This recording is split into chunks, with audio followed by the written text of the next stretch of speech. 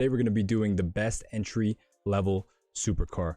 So what we have here is these 8 cars that I picked arbitrarily.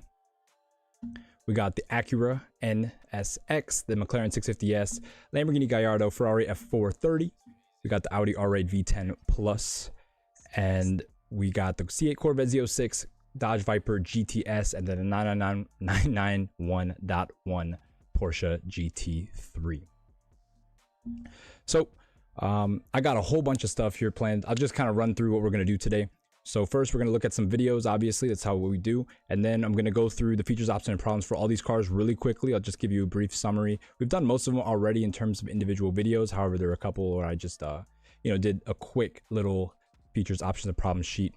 Then we're going to look at some ads and just see what the prices are. I mean, I already have the average prices. I got all that information already made.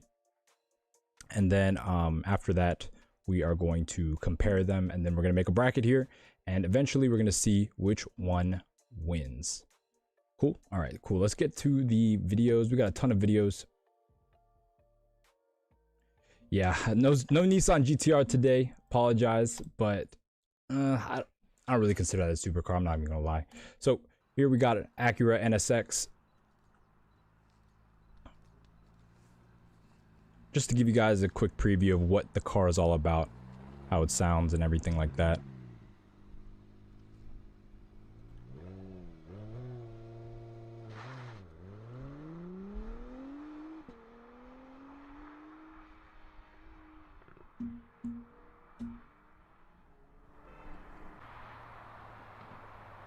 As you can see, I really like the way this car looks. It's really subjective though, this car, in terms of its overall, you know, if it's a good car or not. This one guy left a super long comment on my last video. He left 2 actually explaining why this car is so horrible. It weighs so much, blah, blah, blah. When you actually look at the weights compared to supercars in general, it's not that much heavier. It's like 150 pounds heavier than, you know, a regular supercar.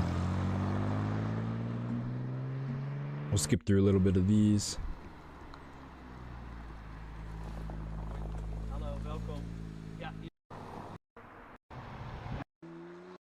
Bunch of part the NSX, but here we go. You guys get the idea. So that is the Acura NSX. This is the NC1, the newest one. Then next we got the R8 V10 Plus. This is going to be the 2nd gen pre-facelift model. Oh, I forgot to mention, it's between 100 and 150 grand is the budget I gave for this video today.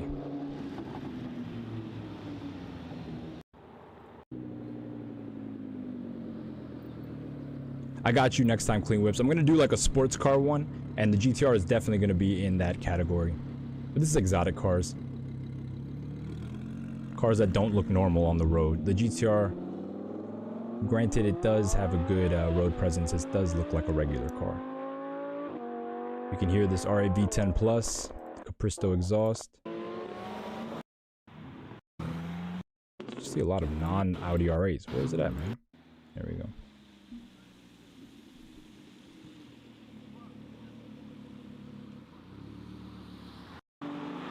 All right, come on. I'm trying to see. Oh, there we go.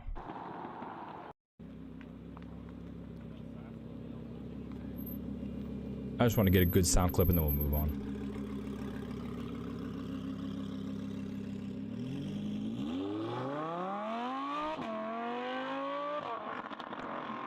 Oh, there we go. All right, now we're going to look at the LP Gallardo. So this is the LP 560-4.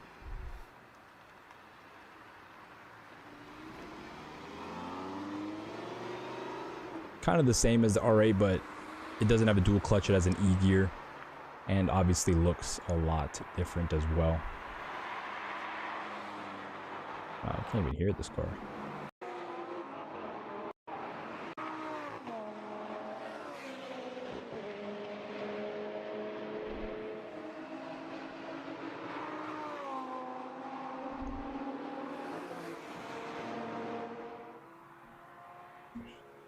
Need to open up a new tab real quick.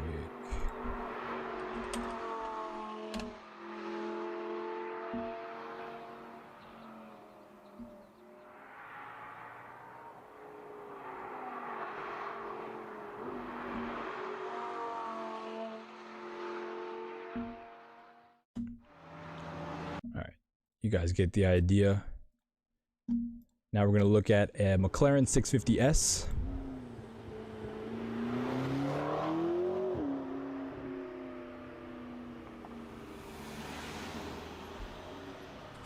I guess, man, but these are exotic cars. Like, exotic means they have a certain road presence to them, you know? The GTR is fast and whatnot in terms of performance, but to me at least, because this is my list right here, I don't really get the same feelings from a GTR than the rest of these.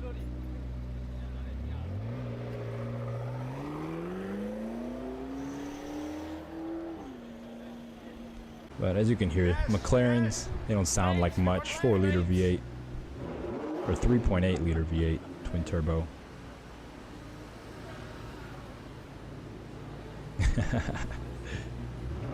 No, I mean, it's all good. That's what we do here. We talk about cars and discuss everything. And at the end of the day, we all love cars, so it doesn't matter.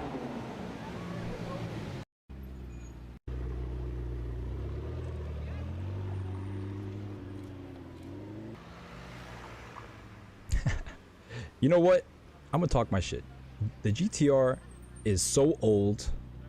It's been out since 2008. Like, what are they doing? Nissan has really dropped the ball on that. They could have redeveloped that car like twice so far, but it's really had almost a 20-year run. I don't know what Nissan is doing. But yeah, there we go. McLaren 650S. The evolution of the MP4, or the 12C, excuse me. Now let's look at a Ferrari F430. This one's going to be a Spider. The Ferrari F430 is probably one of the more oddball cars in here simply because it's not really that modern. And this is titled the best modern supercar. However, if you want a Ferrari, a mid-engine Ferrari, this is what you're going to get in terms of this price range.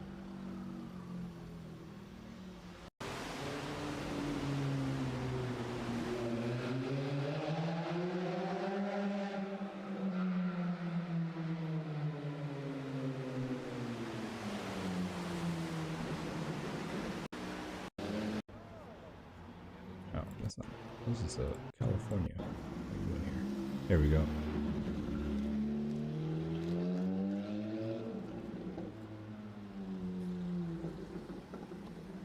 Reliability, I guess. Are they reliable? I guess they are pretty reliable, considering most of them have a ton of miles. Alright, that's the F430. Now let's listen to a Viper. This one's a little bit not stock. 9-liter stroker, which is actually pretty insane. Sheesh.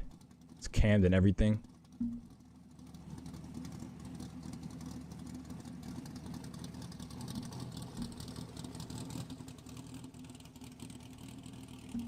Alright, let's hear some accelerations. A 9-liter V10, that's insane. This looks like Detroit too. I don't know. Is it Detroit? This street looks pretty bad. Maybe like Chicago or something. Not sure.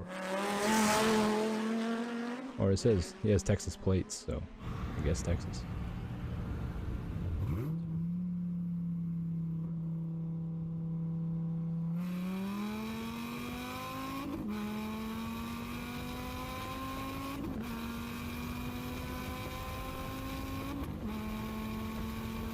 Jeez.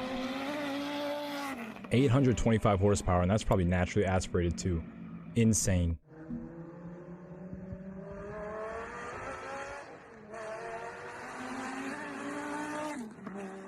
Alright, you guys get the idea. What do we got next? The GT3. This is going to be the 991.1 with the 3.8 liter. We've got GT3s everywhere.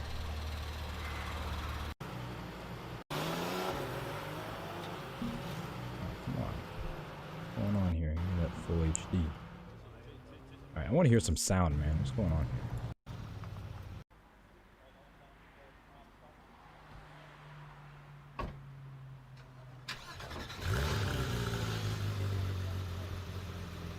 I mean, of course the GT3 is not... There we go.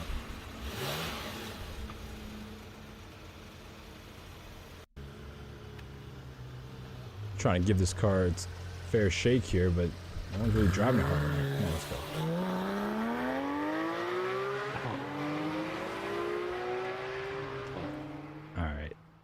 There we go. In terms of the GT3, now we got a Z06, the last one here. This one is actually modern. It's currently being produced, unlike the rest of the cars.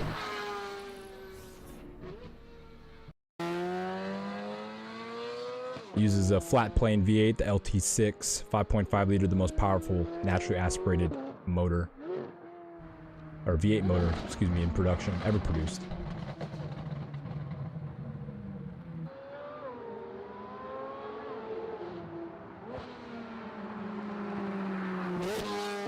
I don't know about y'all, but I feel like this should sound a little bit better.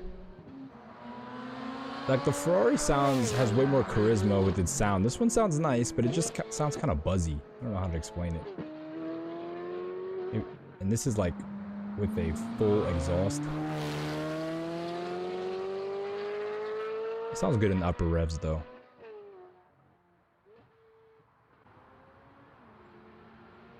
Hey, shout out to Trinity Man in the chat.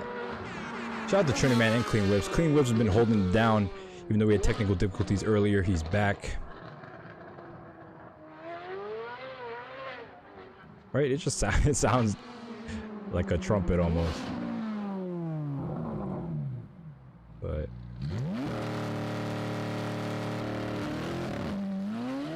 I'm not gonna lie, that launch sound, the launch like what a red line sound sounded pretty good. Anyway, we got through all that. Let's get with the show. What is going on, y'all? Back again with a car comparison today. Let me move this over here. So yeah, today what we're going to be doing is going over these 8 supercars, as I just showed you guys some videos. Then we're going to go do a bracket and see which one wins them all. So let's just go through them real quick, I guess. We got a whole bunch to go over. We're going to first go over the NSX. Of course, 2017 to 2021. 3.5 liter twin turbo V6 with 3 electric motors, making 573 horsepower, 476 pound-feet of torque. Super fast, but it's also pretty heavy. It weighs 3,800 pounds.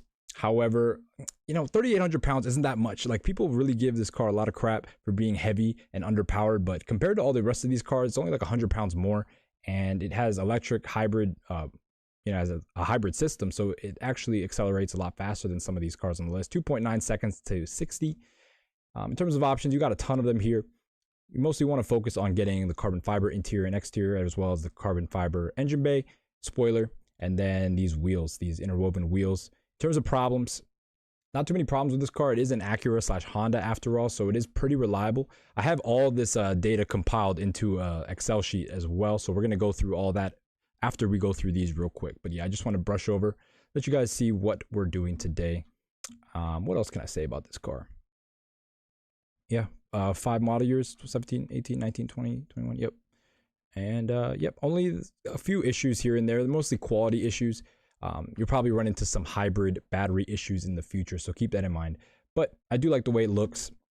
It sounds okay. The interior kind of sucks compared to other exotic cars. However, it is an Acura, so you know it's going to be reliable, and you know it's a familiar place if you're familiar with Honda vehicles. Cool, moving on to our next one. We have the Audi R8 V10 Plus. This makes 610 horsepower and 413 pound-feet of torque. Top speed of 205 miles an hour. 0 to 60, I don't have it here, probably in the low 3s. So very fast car, 4-wheel drive. The other one, well, I'd say the NSX is also all-wheel drive, but it's powered in the rear wheels by the engine, and then the front 2 wheels are powered by the motors. This one is 4-wheel drive, typical quattro system. And we're going to specifically going over the Plus today. So the Plus, as you can see, it comes with diamond stitch leather, sports seats, 18-way sports seats with lumbar, full leather package, Alcantara headliner, diamond stitching. So the V10 Plus is going to be fully loaded. And so we're going to be going over that one today. In terms of problems, these are very reliable. Not too many problems to speak of, really. It's just going to be some little things like oil pump drive seal leaks, rattling front brakes. The gearbox, you got to get the oil changed every 4 years. You got control arm wear, but that's typical on supercars of this nature. So this is a good contender right here. Moving on to our next one, we have the LP Gallardo. As you can see right here, this is the final edition. This is actually one of my favorite cars in terms of design. I really like the way the final edition looks, especially on the road. For the 560, 552 horsepower, 398 pound-feet of torque. You can either get an e-gear or a 6-speed. However, you're probably not going to find one in the 6-speed under 150 grand, except for the engine out Audi jobs. I mean, yeah, but it is very reliable. In fact, I think the R8 is one of the more reliable mid-engine supercars. In terms of the Gallardo, though, went from 2009 to 2014. You can get it in a Spider coupe. They also had the Performante and some other additions as well. You also got a lot of interior options you can pick. I recommend just getting as much leather and carbon as possible. As I always say with these types of cars, there's tons of different things you can get. Try to get Q Citra as well. That is the diamond stitching.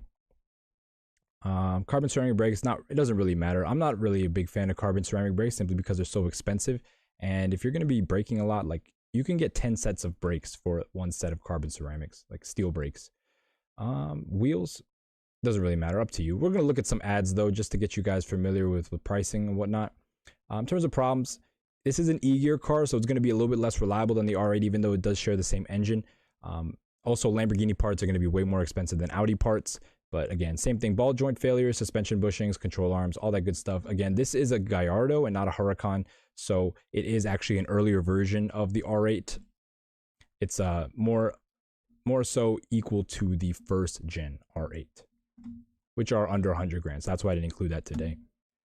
Cool, moving on to our next one. We have a McLaren 650S. This went from 2015 to 2016. That should be that. It has a twin turbo flat plane V8. It's going to be a 3.8 liter, making 641 horsepower and 500 pound-feet of torque. One of the more powerful cars in this list today. It's based on the 12C. It has a different front fascia, 0 to 60 in 2.8 seconds, rear-wheel drive, top speed of 208 miles an hour.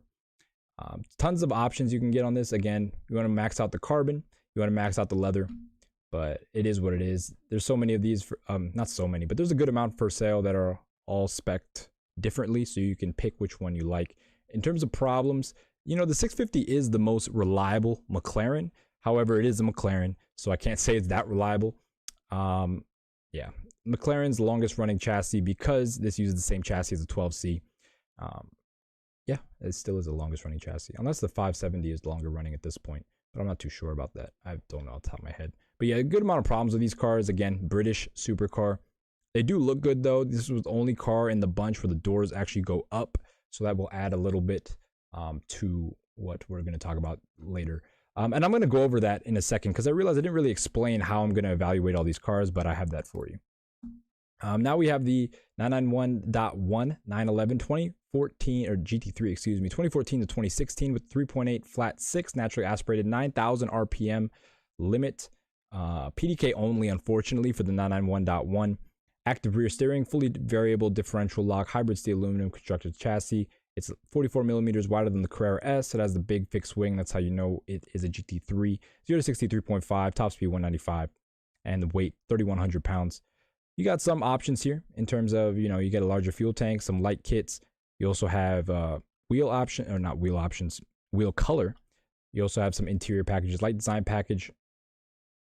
And you can also get sport seats or bucket seats, and then nav and the premium audio, whatnot. Not too many problems with these, except for the ones that have been reported over and over and over and over. Everyone knows that the early models had issues with loose screws on the connecting rods. These are the E engines. So 2014 is going to have the E engine, 2015 is going to have the F engine, and then the 2016 is going to have the G engine. That's what they call it. I don't know why.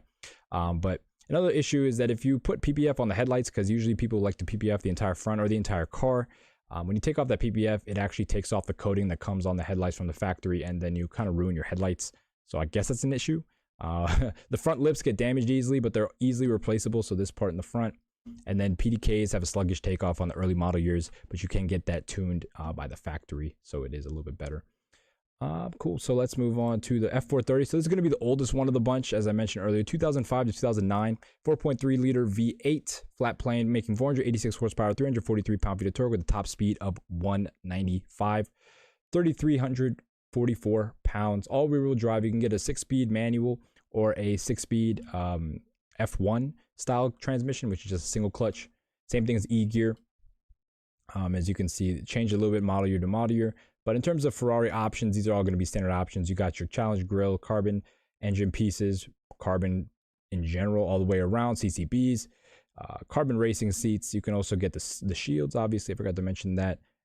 Daytona seats as well. So a ton of different options for these.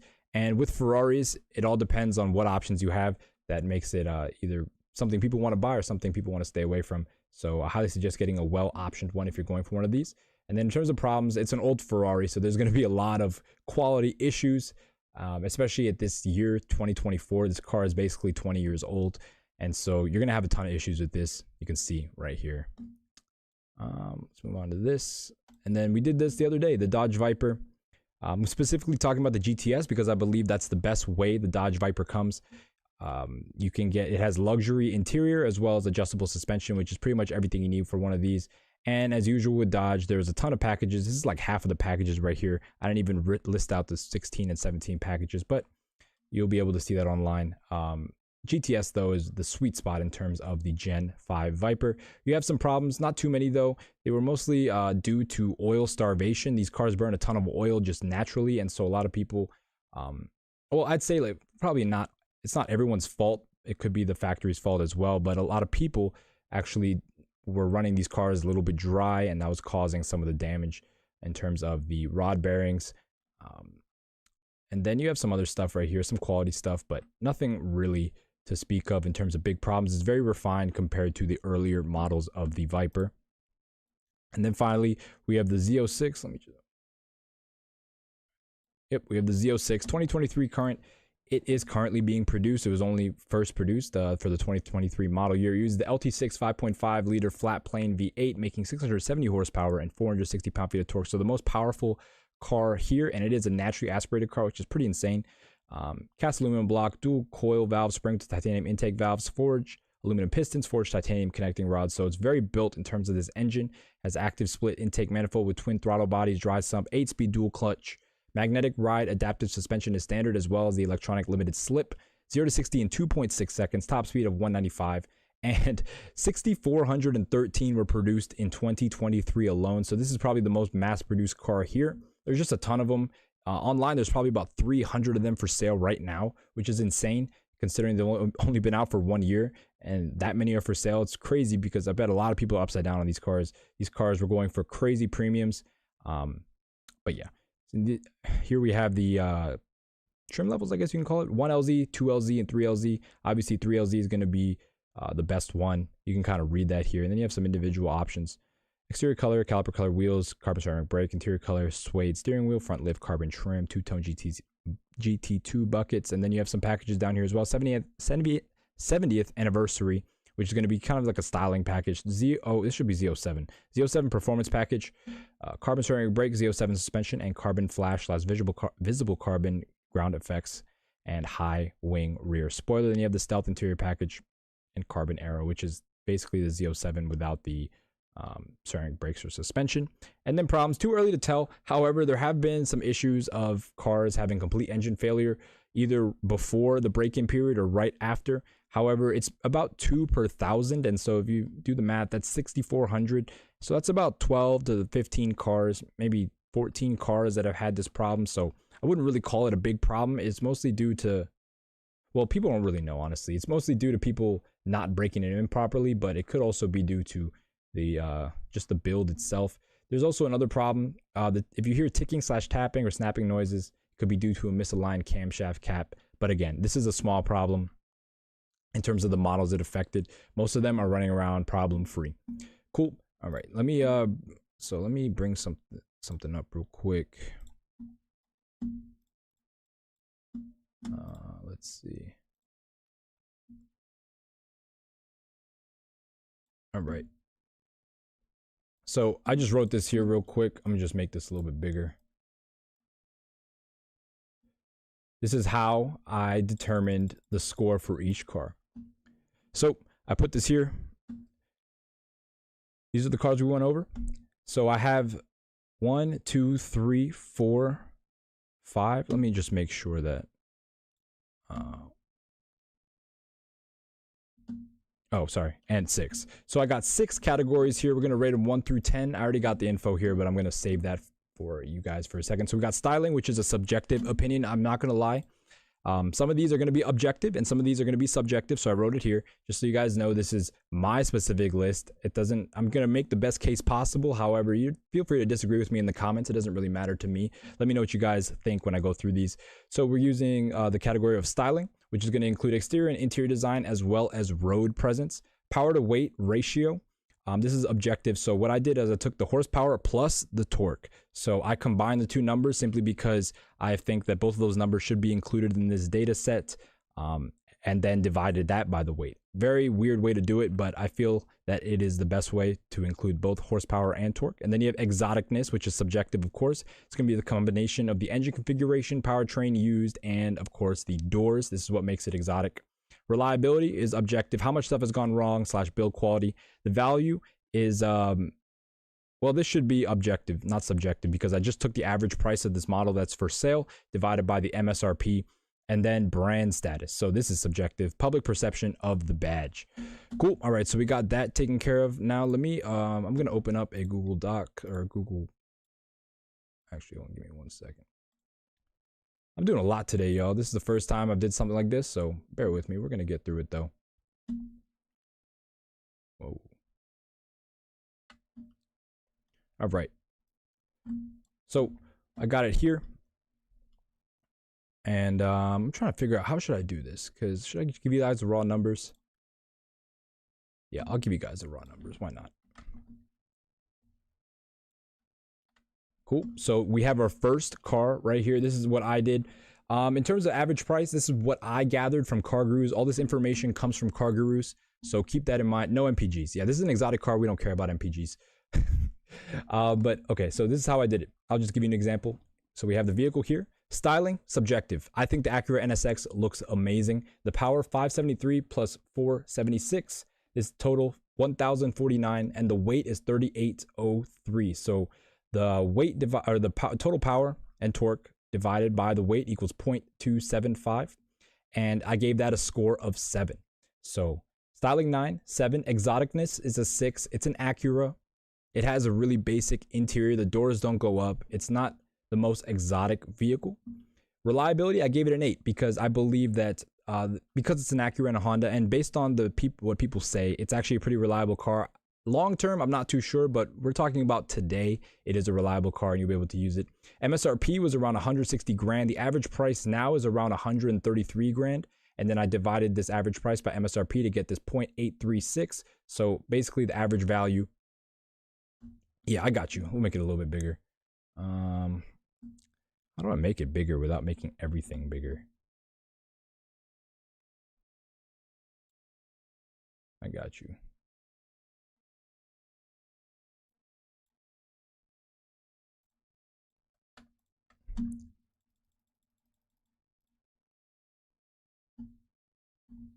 And then we'll just narrow this down. We'll make this a little bit bigger.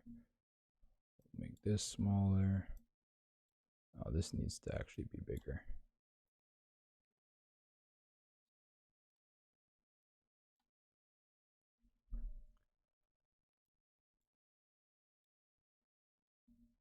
Average price.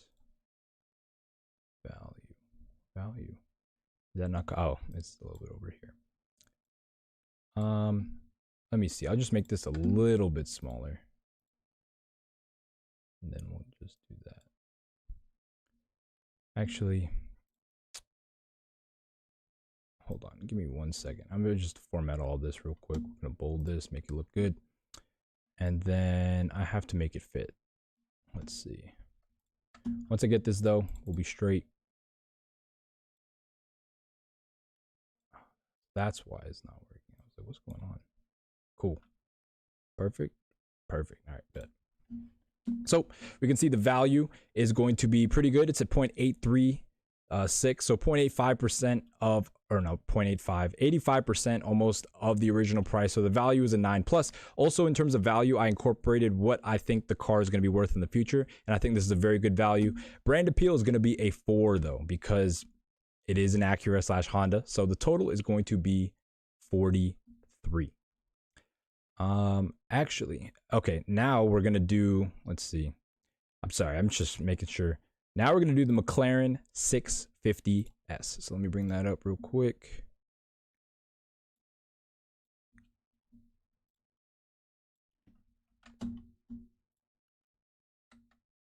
Wow, okay. It doesn't match formatting. We'll just make it, what is this? 15, 10. All right, perfect. So we're doing the McLaren 650S. As you can see, actually, I should let me delete these out of here so you don't know who wins right away, okay? 650S. Styling is also a 9. I think the McLaren 650S looks really good. In a different way than the NSX, obviously. The 650S looks a little bit more like a McLaren.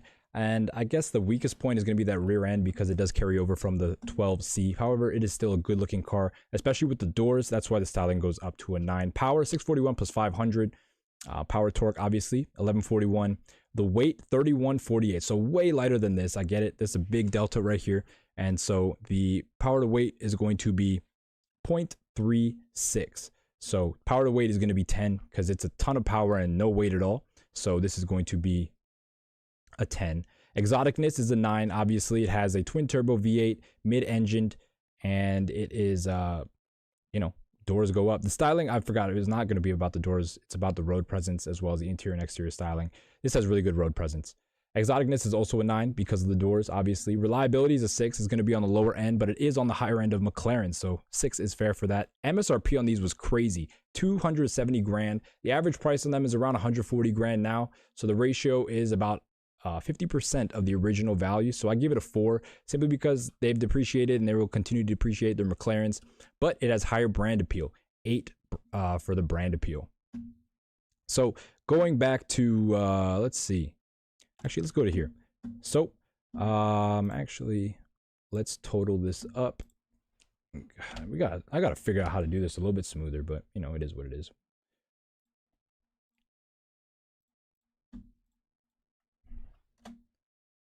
Okay, that doesn't want to do it. All right.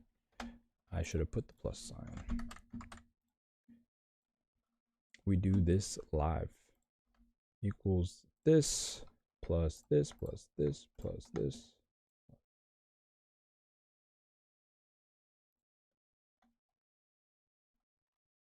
All right, so that total, of course, it wants to, no, don't do that.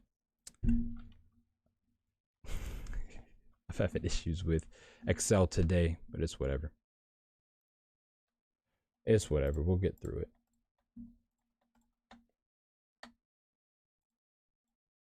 All right, you know what? We're not going to do all that. No formulas today. Formulas aren't working for me for some reason. This one is going to be a total of 43. And the McLaren 650S is going to be a total of 46. So what does that mean? Means on this, let me bring this up. I got so much stuff going on right now. We're going to make the McLaren 650S the winner. So CV, that goes there.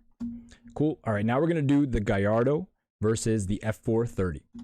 So this would be a typical matchup if it was a pre-LP Gallardo. However, yeah, we're doing LP Gallardo. The F430 is just simply in the price range. So in terms of that, we'll skip down to here. Gallardo. All right, let's do the Gallardo first. Oh, wow, what's going on? Actually, let me just do it like this. Perfect. And we'll make this. Cool. So as we can see here, the Gallardo. Styling, I give it a 10. I love this car so much. I think this car is one of the best cars. Hey, shout out to you, GMC. What is going on, man? I think the Gallardo is one of the best looking cars in this segment. It just looks so good. Even like in pictures, look, standing still looks amazing. When it's moving, it looks amazing. Regardless of the doors not going up, it's a Lamborghini. It's one of the best looking vehicles in terms of entry-level supercar. 552 horsepower, 398 pound-feet of torque, total of 951. And then the weight, 3,520 pounds, just roughly about for a 560-4. So with the ratio of 0.27, so kind of equivalent to the Acura NSX, which is crazy because people always talk so much crap about the NSX, but it has the same power to weight equivalent if you add power and torque and weight as the Acura NSX. Acura NSX is a little bit more actually.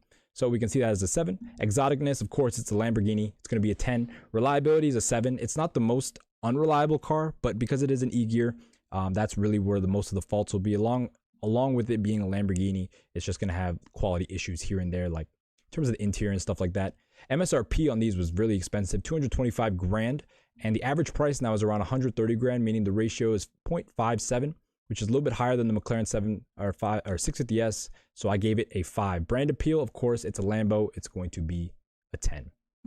So moving on to the Ferrari.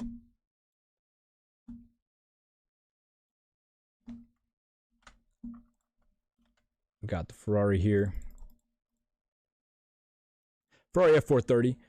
Styling, I give it a 7. I think it looks good, but it does look a little bit dated compared to the rest of these cars. It's not a modern car like the rest of them, so I'm going to give it a 7. Comparatively speaking, I think in the day, the Ferrari F430 is probably one of the best looking mid-engine V8 cars. However, nowadays, I give it a 7. 483 horsepower plus 343 pound-feet of torque. Only 826 total. The weight being around 3,300 pounds gives it a ratio of 0.24. So I give that a 4. It's a little bit low compared to the rest.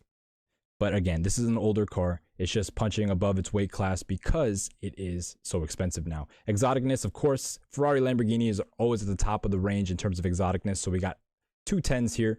And then reliability, it's an old Ferrari. So it's going to be a 4. It's not going to be that reliable. Parts are going to be hard to find. Random little things are going to be broken. It's not a mass-produced Ferrari like they are today. This is more of a back in the day where they actually made Ferraris, like handmade Ferraris, you know. I get it. They're still kind of handmade, but not nearly to the degree that they used to be. MSRP on one of these was 168 grand, but this was back in 2006. I just used the regular MSRP. If I were to change this to modern prices, it would probably be around 260 grand, but we're just going to keep it like this. The average price on one of these is insane. I remember when they used to be like 100 grand. Now they're about 140 grand for one of these. And so that ratio is 0.84. So it's held its value pretty well. It's kind of skewed because of the years, but it is what it is. But I gave it a 7 for value just simply because it has gone up so high. And brand appeal, of course, is going to be a 10. You know, I forgot to do this, man. I've got too much stuff on my plate. But basically, I had some ads prepared for you guys. So, I mean, just to show you guys the pricing and give you guys an example of what you can find. 125 grand for a 15,000 mile NSX 2017. We got a 2020 here. 150 grand for a 9,000 mile one with the cool spec. We're backtracking a little bit. And then this one, an orange one. Orange on blue, interesting spec, 131. So, yeah, I was saying the average price of the NSX is around 133 grand. So this kind of shows you that-ish across the board. It's about that, but I just picked 3 random ads. And then what was the next one? We did the, we got so many things here. We got the McLaren 650S. So where is that at? So these are the McLaren 650S. We got an expensive one here, 160 grand. We got another one, 142. This one's going to be a 2016 Spider. This one's going to be a 2015 Spider. And then we have a 2015 Coupe, the cheapest one of them all, 111. You can probably get these around like 120 realistically if you want to get more high mile, an older one. They only made it for 2 years, so it doesn't really matter. But yeah, those are the prices for that. And then we were moving on to, what do we have next? We had the Gallardo and F430. So the Gallardos were up here. So Gallardo's 132 grand for a 2013 final edition. So this is probably going to be one of the more expensive ones in terms of, I mean, not expensive. It has 25,000 miles, but this is one of the more high tier ways to get the Gallardo. And then you have a 2009. So this is the first model year of the LP, $109,000, and it has 33,000 miles. So a little bit higher miles, but it's still an LP. So it's definitely worth buying. And then finally, we have another one here, 2013. This one's going to be another final edition, 119 grand. And then we had the Ferraris. Yep, Ferraris here. So we have 3 different Ferraris. The average price of the Ferrari, I said, was around 140. This one's cheap, 101,000. But this one has been here for a while, 101 days. So I'm not sure if this is the accurate price anymore. 162. This one is going to be a manual one. Well, I think it's a manual one. Nope. Yep, it is a manual one. If you want one, manual is definitely the way to go in terms of keeping your money. But yeah, moving on to the next one, we have a 2005, 135 grand. Average price across the board is going to be around 140 grand for one of these. Cool. So all that considered, let's see. Let's make these green real quick. We'll fill them in green. The total for the Gallardo is going to be 40 9. Why can't I make this like default as 15? It's crazy. All right, anyway. And the total for the F430, unfortunately, is going to be 42.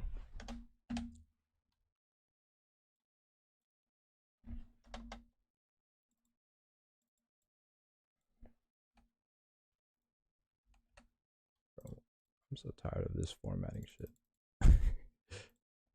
49. All right, cool. So the Lamborghini beats out the Ferrari. Now we got to go back to here. And then we got this. Control C, Control V. We'll put that right there. Cool. So this side of the bracket's done. We got the 650S versus the LP Gallardo. Now we're moving on to this side. We got the R8 versus the C8 Z06. So let's bring up the R8 first. We got, let me bring up this stuff right here. Of course, I got to do this. Whatever. I'll just do it every time. So we got the R8 V10 Plus. I give it a 9 in styling. It's not as good looking as the Gallardo, obviously. However, it is a good looking car. 602 horsepower, 413 pound-feet of torque. Added together, you get 1,019 or 1,015. And the weight is a little bit heavy too compared to a Gallardo. 150 pounds heavier, about 3,627 pounds. Ratio is about the same though. It's a little bit higher actually.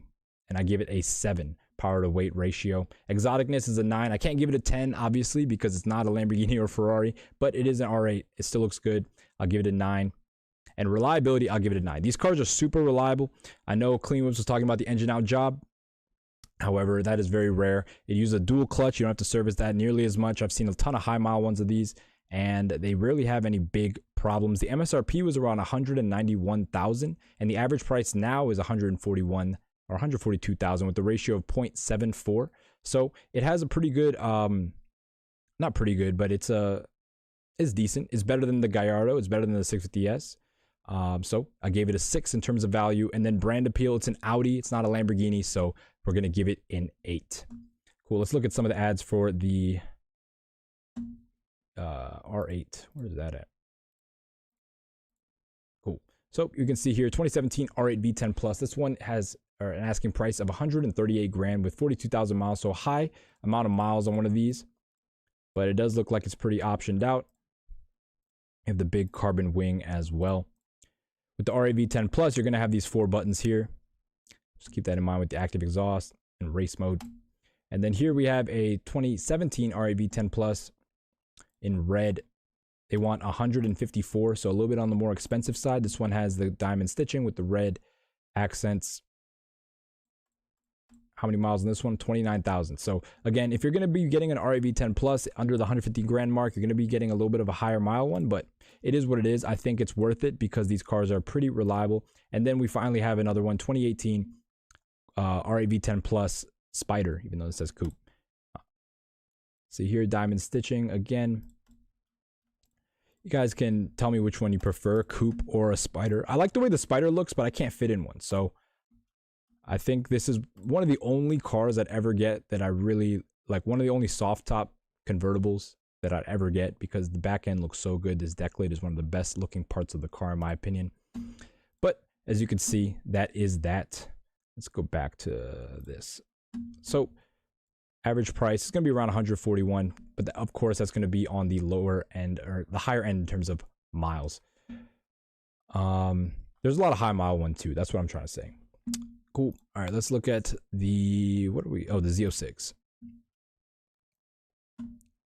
So we got the Z06. Make this a little bit bigger. Z06, I give it a 7 in terms of styling. I don't think the C8 Corvette looks that good, honestly. So I give it a 7. It looks good. The Z06 looks good. The C8 looks a little bit less. The C6, the C8 looks, the Stingray, excuse me, looks a little bit less. The Z06 looks pretty cool because of the wide body and the different front end. I think the front end really makes it on the Z06. So that's that. 670 horsepower, 460 pound-feet of torque. Ton of total amount right here. 1130. It's the highest one so far. Actually, no, the McLaren 650S, but the Z06 is naturally aspirated. So keep that in mind. 3,646 pounds. So pretty heavy car. As you can see, the Acura NSX with its hybrid technology isn't that much heavier than most of these cars, even though people give it so much crap for being heavy. It's not that heavy.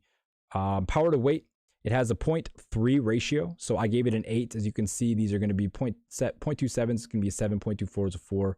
0.36 is just obscenely high, so I gave it a 10, but this one is going to be an 8 at 0.31. Exoticness, I give it a 7. It's a mid-engine car, but it's the Corvette's first iteration of being mid-engine. It's also a Chevy, so it's not the most exotic car, but it is a mid-engine supercar, so a 7 is appropriate. And reliability, I give it an 8. We talked about it a little bit earlier, but there's some issues, like teething issues with the first run, or the first like models, I guess you can call it, because we're still in the first run really. The first models had some issues in terms of breaking in and then just blowing up and stuff like that, but it's only a few, like 15 at the most, so not too many out of the 6,000 that are being sold, or that have been sold already.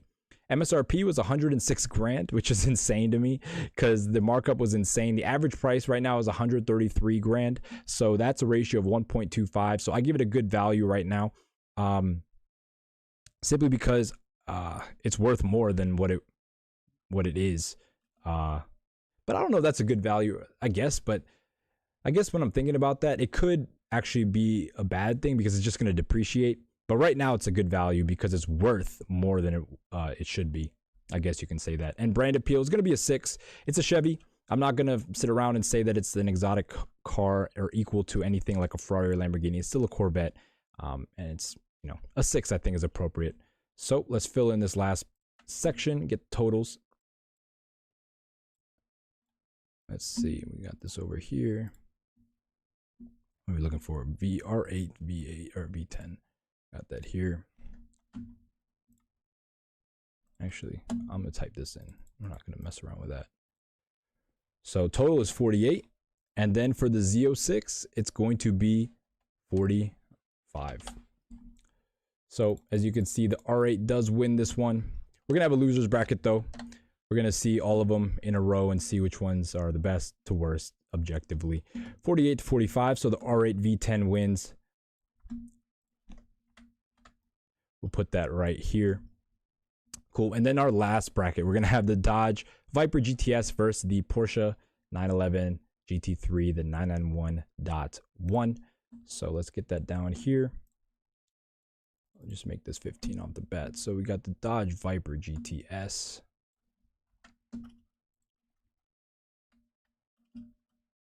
Wow.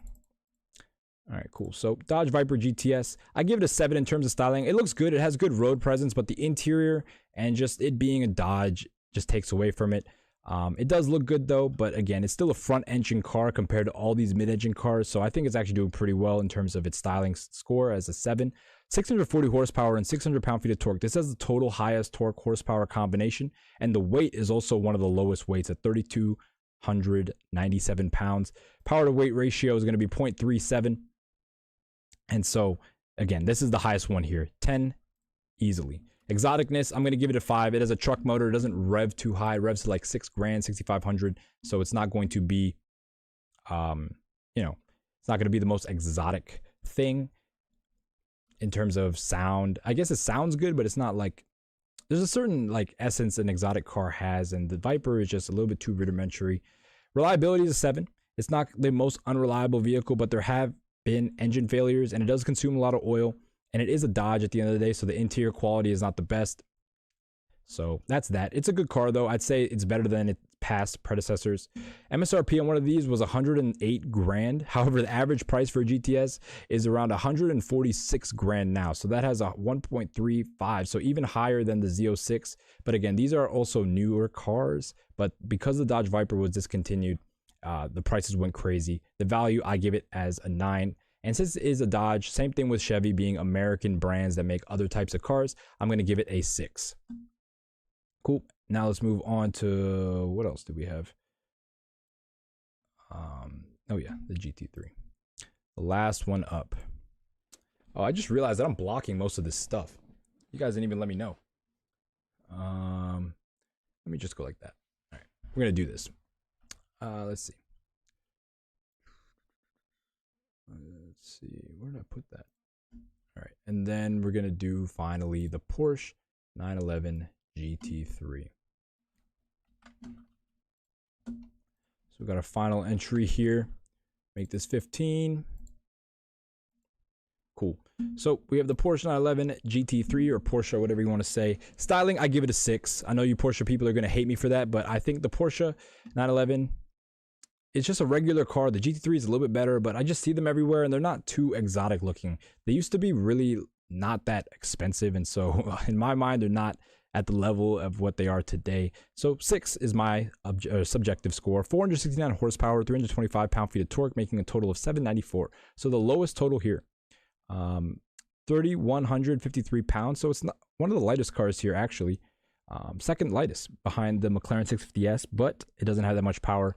Has a power to weight ratio of 0.25. So I give it a 6.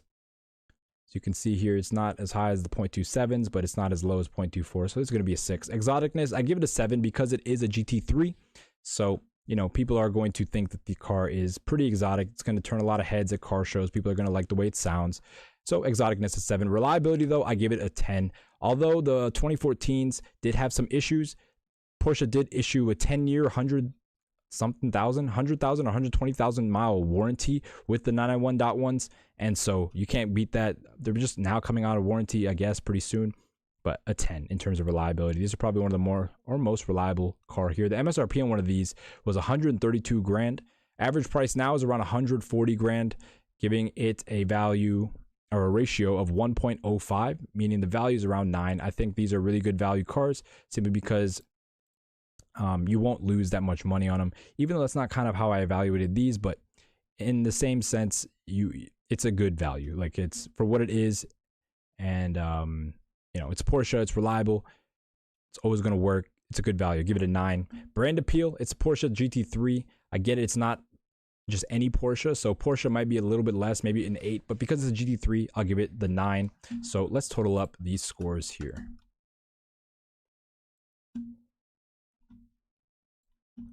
So we got the Viper.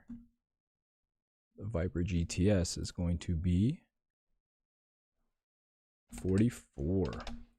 All right, 44 for the Viper GTS. Porsche 911 is going to be 47. Gosh, why is it not set at 15? This pissed me off. 47. So, as you can see, the Porsche 911 won. Out of the two, Dodge Viper versus Porsche 911, of course, the Porsche 911 is going to win. Dodge Viper is just not there. It's still a good car, though, but it's just not a Porsche 911.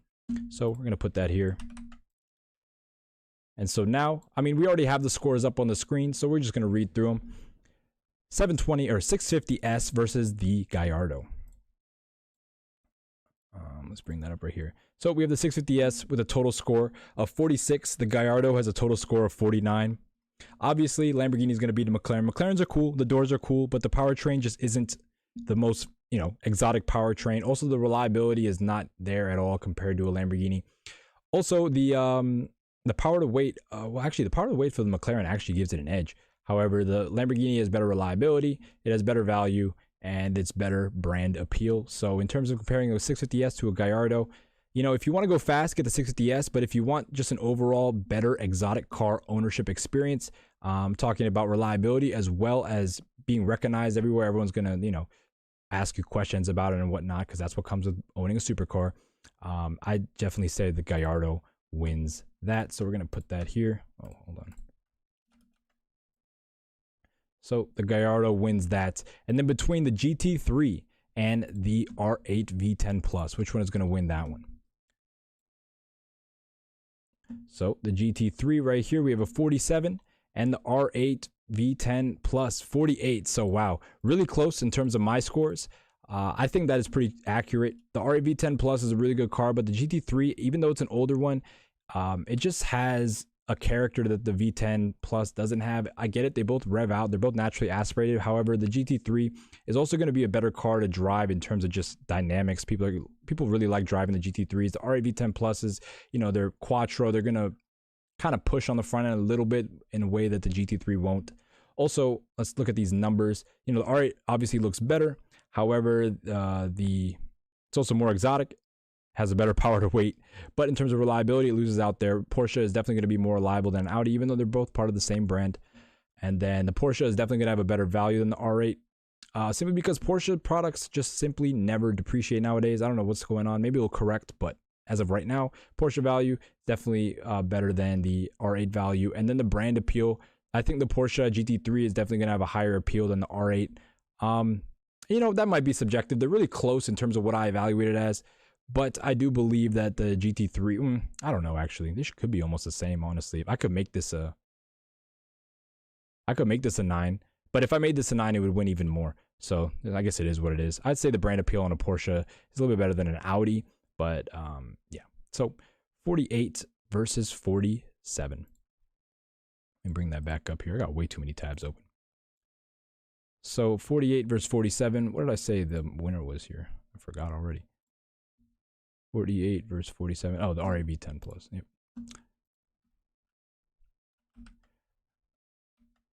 So of course, funny. We have the Lamborghini Gallardo versus the R8 V10 Plus, of course. And you guys probably already saw what the winner of that was. The Gallardo is 49. The R8 is 48. So, in my opinion, I think the Lamborghini Gallardo is the best one. The LP is the best way to go about getting a supercar between 100 and 150,000. Let me know what you guys think. I'm definitely open to hearing what you guys have to say about this. Crackerlope says the best entry-level supercar killer, in my opinion, is going to be the C7ZR1. Endless modding possibilities, reliable V8, and realistically easier and cheaper to maintain. But yeah, we could do supercar killers too. The GTR, we could include that as well. Clean whips. I know you want to see a list with the GTR, but as you can see here, the winner for me is going to be the Lamborghini Gallardo. Did I have anything else that because I feel like no, I mean, we'll just stick with this. So, evaluating it next to all the rest of the cars, all VW products. Yeah, a lot of them here. I do believe that the Gallardo is going to also be a car that's timeless in terms of its design. I don't know if you guys ever really paid attention when you look at a Gallardo on the street, but it looks like nothing else. Just how square and low and wide it is one of the best looking cars in my opinion. The sound, obviously the 5.0 in the pre-LPs, in my opinion, sounds better. Actually, that's probably just a fact. But these, just like a Lamborghini, especially compared to a Ferrari, like the mid-engine Ferraris are so much more expensive than a Gallardo. I'm talking the same years, it's probably going to be a 458. You're going to be spending 30-40 grand more on a 458 than a Gallardo, which is insane to me because they came out at the same time and they were competitors. And the 458, I guess, is nice. It has a dual clutch. That's really the only thing it has going for it in terms of over the Gallardo. I believe the Gallardo is timeless. I keep saying that, but that's how I feel. Yeah, I'm trying to think of what else I can say. Obviously, this is my first time doing this type of bracket. I'm going to be way more organized next time. I know how to do it now. I just kind of winged it, to be honest. Top 3 crazy. Actually, let's look at a list of the top 3, or let's look at them in order. Let's see. So the order goes Lamborghini Gallardo, Audi R8, Porsche 911, yeah, all VW products. That's funny. Next, we have the McLaren 650S. After that, we have the Corvette Z06. And then, what do we have? 44? Dodge Viper, Acura NSX, and then Ferrari F430. The Ferrari F430 really wasn't ever destined to win anything. It's too old. It's too unreliable. It just has really good soul. It's a good personality car. But again, it was punching above its weight this whole time. So I commend it for actually staying this close in the running. The 650S, I think, is probably a really good car that deserves a little bit more credit. However, they're just too rare. They're kind of unreliable. And, they're not that special. I don't know how to describe it, but the interiors on the 650S isn't the best. I know I gave it a 9, but that's because it has the doors. It's the only one here that has doors that open up. But the 650S, the design is kind of lackluster on the outside. Like, it does not have too much going on. The interior looks very boring. It's very Spartan. The engine note isn't that great. However, the performance of the 650S is the best one here. Well, actually, in terms of ratios, the Viper is, but the 650S overall is going to be the best. Viper has a ton of power, lightweight, but it is an American car, so it's not going to get the highest rating here. Let me know what you guys think about this list, if you think that I should change anything, or, get any other type of I guess, ways to evaluate these cars. Yeah, the NSX is low on the scale simply because it's not that special in terms of its brand. It is a beautiful car, though. I agree. The Acura NSX is one of the best looking ones. You know, I gave it a 9. That's equivalent to the R8 and the 650S, but you also have to take into consideration that it is an Acura. And so in terms of design, they did such a good job. The exoticness, though, it's not that exotic. The interior has a lot of parts bin parts in terms of the nav, the stalks, the buttons. Everything comes from regular Acura, so the exoticness isn't too high. But the looks are probably the best part about the car. It sounds okay. You know, the drivetrain is super unique with the 75-degree V6 with the twin turbos and the hybrid system, but it is, you know, it still weighs the most out of all of them, even though it doesn't weigh too much more than a Z06 or, you know, a Gallardo or RAV10, honestly. So that's that in terms of conclusion. We'll bring this back up here. Yeah, let me know what you guys think. If I should continue, I think I should. I'm not even gonna ask you guys. I'm definitely gonna do videos like this in the future, just a little bit more organized. But you guys get the idea. We're gonna probably, you guys can let me know what type of category I should do next. We're gonna do supercar killers next, actually. So that, again, the C7 ZR1. We're gonna include the GTR and a whole bunch of other ones. We're probably gonna get a good 8 as well.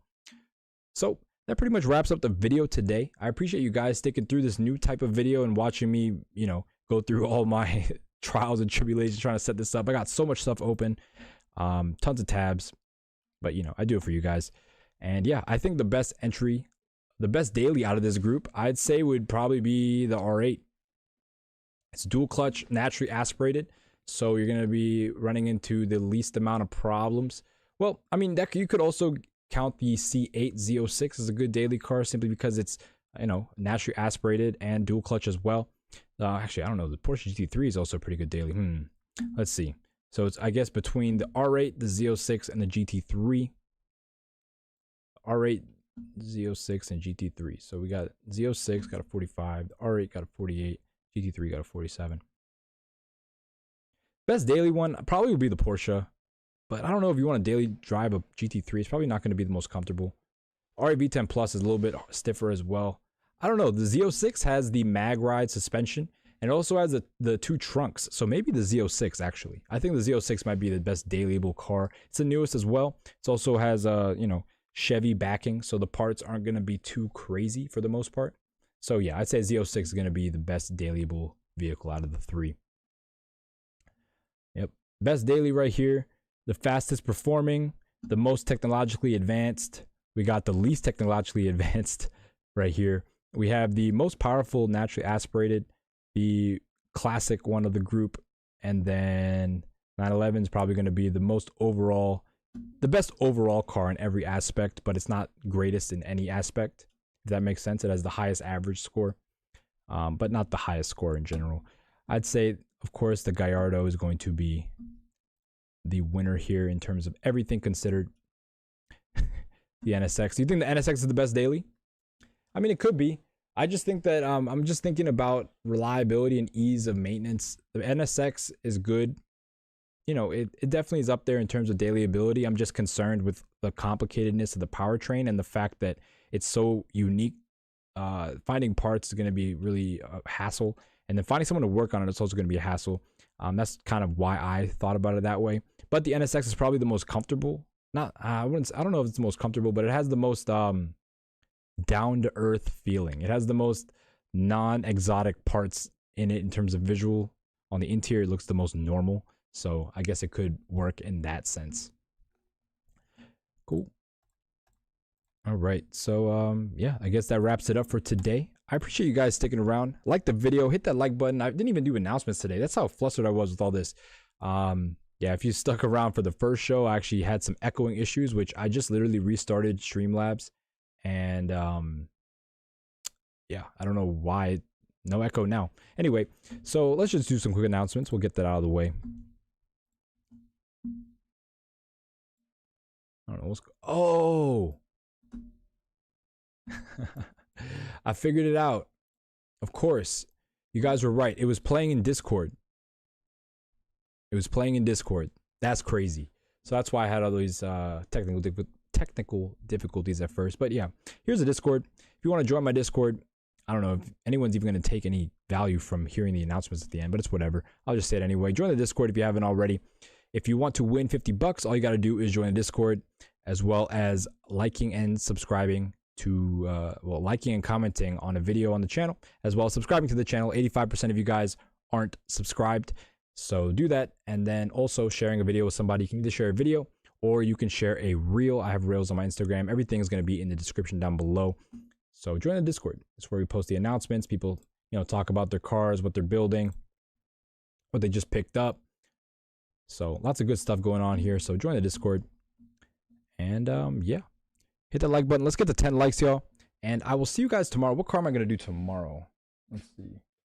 Let me grab this right here.